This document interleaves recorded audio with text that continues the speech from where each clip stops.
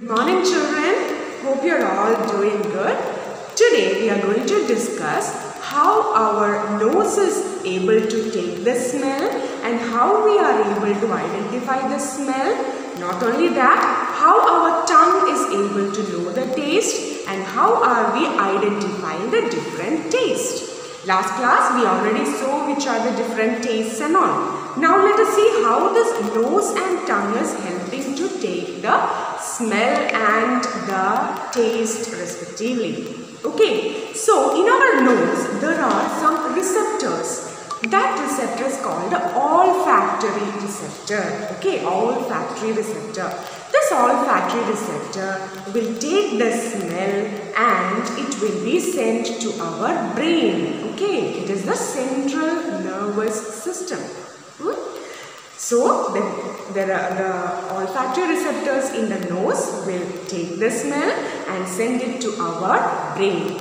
Likewise, on our tongue there are some receptors called gustatory receptors. These gustatory receptors will take the taste and send it to our brain. Then what is our brain doing? The brain will identify which taste it is, which smell it is. Okay, so our brain is also helping us to know the smell or identify the smell, identify the taste and all. See, if something is burning, without seeing itself, you know, no, it is burning, or we think about that, something is burning. How do we know that? Because our brain knows the smell of that. So the smell will go to the brain and the brain will tell, yes, something is burning. Likewise, when you are coming to the home, you get a good smell of a curry. You identify that it is chicken curry. How? With the smell, right? Because when the smell is reaching the brain is telling, yes, it is the smell of chicken curry. Okay, so now let us watch a video which will explain this more to you. So, continuation of sense of smell and taste. Our textbook, page number 17. There is one question. Wipe your tongue using a clean cloth. Put some sugar on the tongue. Can you feel the sweetness? Please check that. Actually, if our tongue becomes dry, we will not get a proper taste because when the food items dissolved in our saliva properly, then only our receptors can receive that one. Okay, so we will not feel that taste properly. Okay, so next, how does tongue identify the taste? How? As we told, the food item should dissolve in saliva in a proper way, and that saliva with that saliva it will absorbed by our receptors. Gustatory receptors are there to absorb that one. Okay, along with olfactory receptors. Okay, so they both receptors will receive that one and they will send that sense to, yes, olfactory nerves will send that one to our central nervous system and we will identify that taste and smell. Isn't it? Yes. Next one.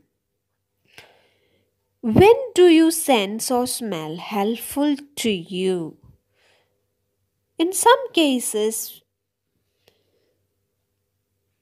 and sense of smell is helpful for us to taste food very nicely. We will get that proper taste and smell if we are getting, yes, if we are getting that smell properly. And look at that.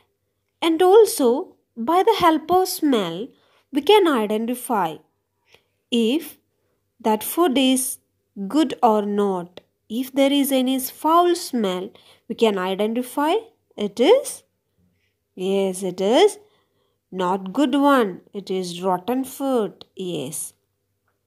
And we can also identify bad smells and also identify any gas leakage is there. So a lot of helps are there. Actually, our mother or our family members are identifying the smell of gas, if there any gas leakage.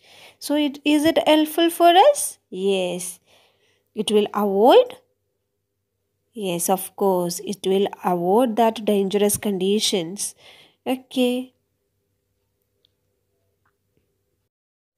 So below there is one activity. Write the names of 5 things whose smell you like and other things the smell of which you don't like. Okay. Actually, where do you identify the smell of things? As we know, yes, by using nose. Have you ever held your nose before taking a medicine that you don't like? In our childhood, our mothers giving us medicines by holding our nose, pressing our nose. For what actually? Is there any connection with the taste and the nose? And why we are feeling tasteless in our cold time, flu time? Let us discuss. So, why can't we smell and taste when we have cold? Why? We are lazy because I no. Actually, as we told, there is olfactory receptors along with the mucus.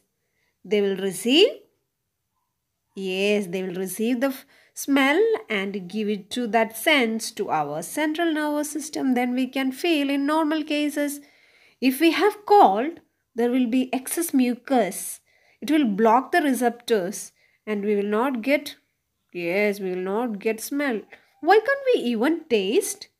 Actually, in normal cases, that gustatory receptors are there.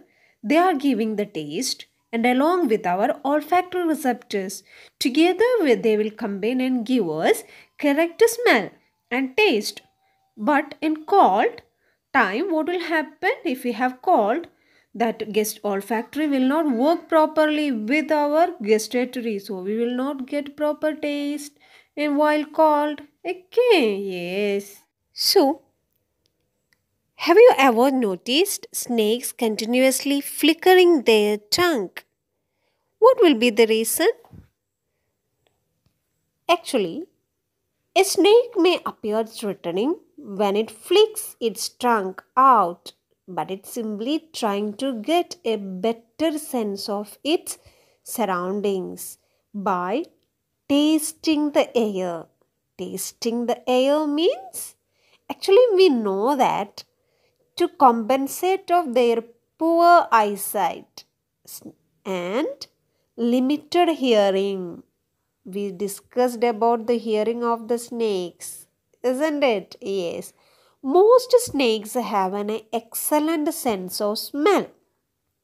Although snakes have nostrils, they also use their tongues to pick up the scent. Scent means a smell of nearby prey or predators.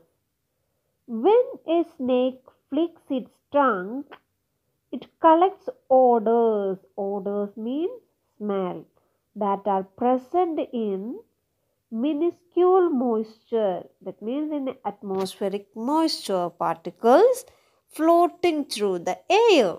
The snake darts the tongue into its Jacobson's organ. Jacobson's organ is the organ which is located inside the roof of the snake's mouth. Okay, so nothing is there, just you have to understand why our snake is flickering its tongue to sense smell. Okay, that's all, very simple. Okay.